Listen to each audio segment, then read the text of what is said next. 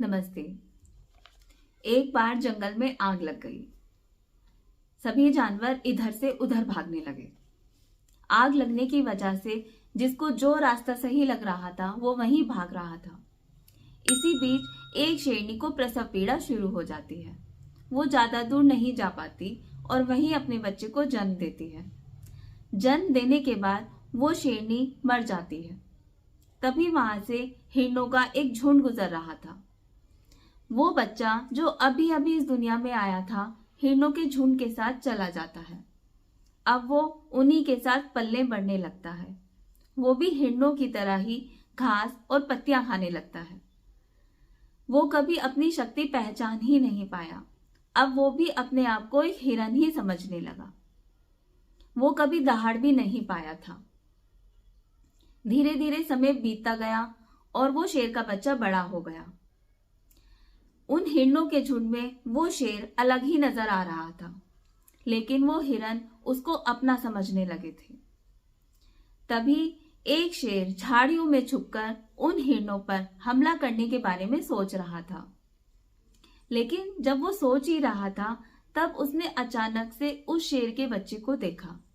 वो देखता ही रह गया कि कैसे एक शेर हिरणों के साथ खेल रहा है, घूम रहा है, उन्हीं की तरह घास फूस भी खा रहा है। ये कैसे हो सकता है? तब वो हमला करने के बारे में भूल जाता है और सोचता है इस शेर से बात करनी पड़ेगी कि वो ये क्या कर रहा है। तब वो शेर को पकड़कर अपने साथ दूर ले आता है। वो शेर का बच्चा बहुत डर रहा था। वो बार बार बस यही कह रहा था, मुझे छोड़ दो, मुझे जाने दो। और वो किसी तरह से उससे छुड़ाकर खुद भागना चाह रहा था। तब वो शेर समझ गया कि शायद ये अपने बारे में जानता ही नहीं।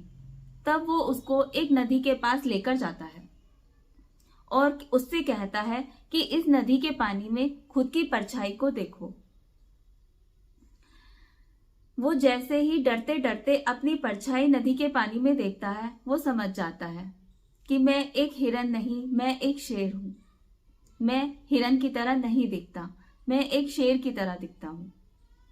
और वैसे ही वो एक जोर की दहाड़ लगाता है। उसकी दहाड़ से आसपास के सभी जीव जंतु कांप उठते हैं।